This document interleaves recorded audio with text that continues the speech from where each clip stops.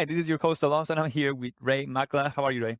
I'm doing well. Thanks, Alonso. Great to be here. Yes, and for the ones who don't know you, have not heard of your name, Ray is the CEO of Sales Readiness Group. He has over 25 years of sales and leadership experience, which is why I'm excited to talk with him today about this topic. I don't know if you knew that, but roughly 40% of sales deals end in no decisions. Various studies have backed up this statistic, which is the statistic that inspired us to talk about this today. And obviously, you can always verify it by conducting a win-loss analysis and see what's your situation. But this is probably around there. It's a shocking number that, that led us here to talk about the importance of selling against the status quo and the role of the cost of inaction in the sales process in this episode.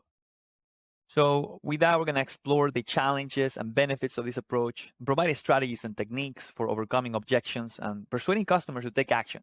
So if you're a sales professional or sales leader looking to boost your sales results and build long-term customer relationships, you would definitely want to stay tuned here. Ray, with that, I want to start talking about this topic by establishing a brief definition of the concept of selling against the status quo. What does that mean to you? Yeah, well, thanks, Alonso. And I think it is a really important topic to explore because, as you mentioned, if it's 40% of deals end up being lost to the status quo or essentially they do nothing, that means that a typical sales professional is wasting 40% of their sales effort. They're chasing deals that frankly aren't compelling enough, or they haven't created enough urgency, enough of the realization of that business problem to solve it. And so at the end of the day, they end up accepting the status quo. They end up doing nothing and maintaining, things the way that they are. And I think we should really dive into that and understand those deals that may have a tendency to end in a do nothing or maintaining the status quo. And also, as we'll talk about, what can we do to get past that? And so, and if we're looking at a competitive analysis, as you said, we should really understand which of our deals are we losing to our competitors, and why are we losing those? And which are we losing to the deal not going through, not going anywhere? And how do we get ahead of those in the future? Yeah, and I wonder how this is going to play out, especially this year. Some companies get a little more conservative about their spending, so there is a bigger push for staying on the status quo sometimes in the name of not wasting money or who knows. But the next question for you, Ray, is, do you have any examples of situations where sales professionals might need to sell against the status quo? Yeah, and I think you're right that this year, especially with budget scrutiny and, doing more with less and those types of themes, we may see that where, a good example is that an organization may feel like they have a problem they need to solve. They're exploring it. Maybe they don't fully realize the budget implications or how much that's going to cost. And then when they really look at all of the implications, they're like, we can't afford that. We'll just keep things the way they are. So I think often it's when they're exploring those new opportunities, or if we're coming in and we're advising them and suggesting that they go down a path, if we haven't done a good enough job establishing why it's important to solve that problem, then at the end of the day, they may say, well, that's not budgeted, that's not worth doing. We're going to keep things the way that they are. So I think those are examples where, maybe they're exploring an area, but they don't really have their arms around it yet. And they haven't built a strong enough business case to really move forward with solving that problem. Yeah. And one idea we wanted to discuss around this topic is the concept of the cost of inaction. How do you typically introduce or explain this idea when talking to a potential customer? Yeah, I think that's such an important concept to think about, the COI, right? Cost of inaction, which is different than the return on the investment.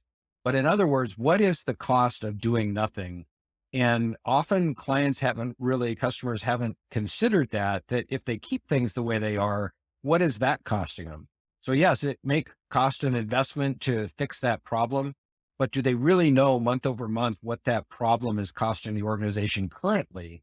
And are they okay with that? So here's an example. If we were thinking about, maybe they have a problem with onboarding and ramping their team up quickly enough, and they know that it takes longer and it's not as effective as they would really like, but they've been living with it. But have they really broken that down to say, well, what is that costing in terms of productivity costs, in terms of if somebody washes out and they have to rehire that individual? if they're, say, on a sales team, the cost of not having that person getting towards their quota or contributing to the sales number, you start to add those numbers up, and there's a very significant cost to not fixing that problem that they may not have considered before. So we really need to break that down and start looking at what does that mean if they stick with the status quo, even though they've been living with it, but it could be a quite a significant loss that they're currently experiencing that they just haven't fully appreciated. So it's like we're going to walk them through this idea of the cost of inaction, help them calculate to get to some metric that makes sense to them and is relevant for the sales conversation. Have you come across any objections that sales professionals might encounter when trying to sell against the status quo? Well, I think it often comes up. We get the objection about whatever it is that we're proposing because they're like, oh, maybe the problem isn't that big. We can probably live with it. It's really not worth that investment. And so I think we need to respond to that by asking them to help. Hey, can we help quantify that? How often does that happen? How significant is that when it happens? And then thinking about the time frame that's involved. So if we start breaking down, the loss of sales, the hiring costs, the productivity, maybe it's customer churn, right? How often does that happen? What does it cost to retain a customer or to get a new customer? So we start really diving down into those impact categories, and we can quantify and project that over a period of time and say, well, you know what? That cost of inaction is actually very significant. Here's how that breaks down. So I think that's how you respond to that objection. Another thing I wanted to bring up, since you mentioned it earlier last week, the idea of case studies, right? We're talking about case studies. What role do case studies play in demonstrating the value of the solution and selling against the status quo? Well, I think case studies, that's your proof point, right? It's not just our assertion. It's not just, we're making a claim, but we're showing it through stories and examples to say, well, let me share with you how we helped another organization with a similar problem. And that's why I think we need to have a live at the ready, right? To say, well, given your industry and this situation, here's the return that another organization got, or the value they received and the savings that they were able to realize over a period of time by implementing whatever that solution is. So I think that speaks much, much better to being able to fix the problem than just a theoretical or hypothetical business case even, but saying, no, let me share with you the return that a peer of yours or a similar organization got when they implemented this solution. Yeah. So it seems like there's like two tools that I heard so far from you. Two, the sales professionals should consider when selling against the status quo. One is to leverage data, which is the idea of calculating what is the cost of inaction and using that data to make your point. And the other one is case studies to show how others have maybe experienced similar issues and how we were able, or the salesperson and their solution was able to address them. Is there anything else that you would add to that?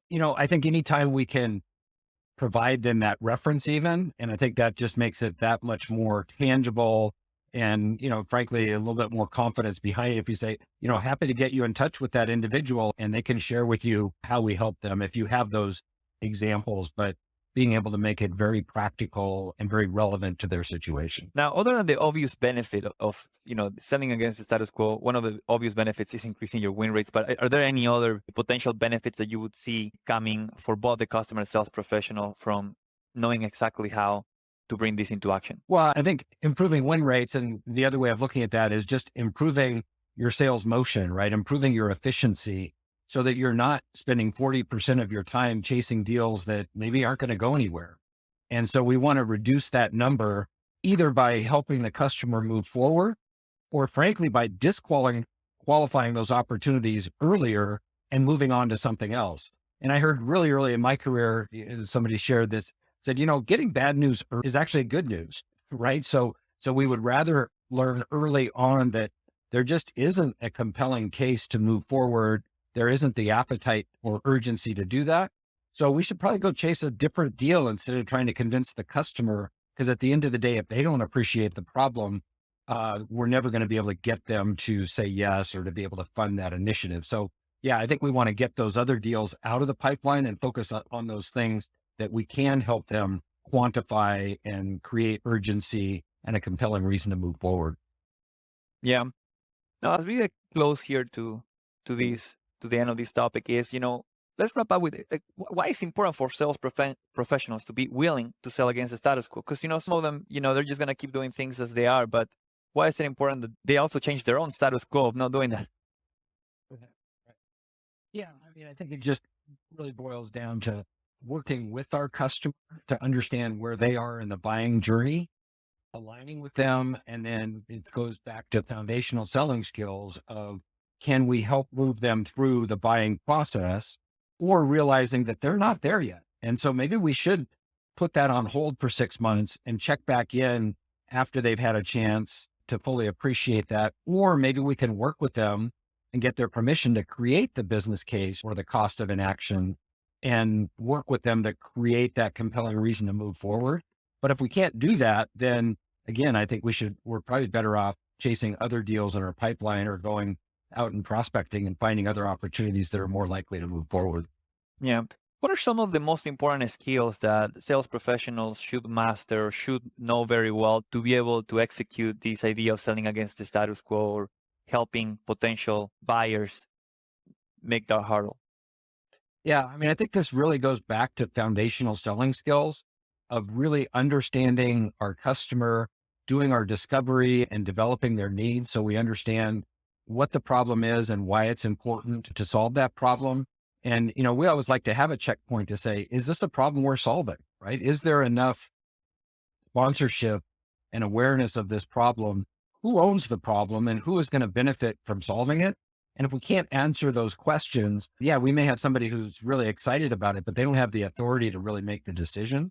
So I think it does go back to good discovery and good qualification skills to say, is this an opportunity that has the sponsorship, the budget, the authority, timing, et cetera, to move it forward? And, those skills are a lot of different ways that you can train those skills. But I think the goal, and one of the things we do in our programs is let's understand what those skills are. Let's put them into place and practice them in the flow of work. So let's apply those to real life situations. Let's get feedback and have coaching around what's working and what isn't.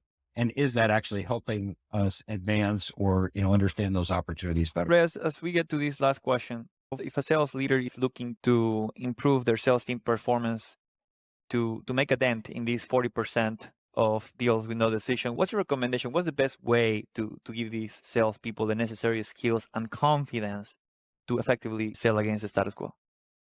Yeah. And, there are lots of different methodologies, different sales processes that organizations use. But in our view, it really comes back to practicing and reinforcing those foundational skills. So I think thinking about, as we said, from our initial call plan, what are we trying to accomplish? What questions are we going to ask? How are we going to go through that qualification? Once we understand the opportunity, how are we helping them quantify either the business case or the cost of inaction? And those are skills that we should be training on, we should be reinforcing, and we should be coaching as part of any, sales enablement and training strategy. And I think that's really what it boils down to is let's shine a spotlight on those. Let's make them very visible and apparent and make sure everybody understands the benefit of doing this, the what's in it for them and why they should practice and execute on those skills. Well, that's great. Well, thank you so much for your time, Ray.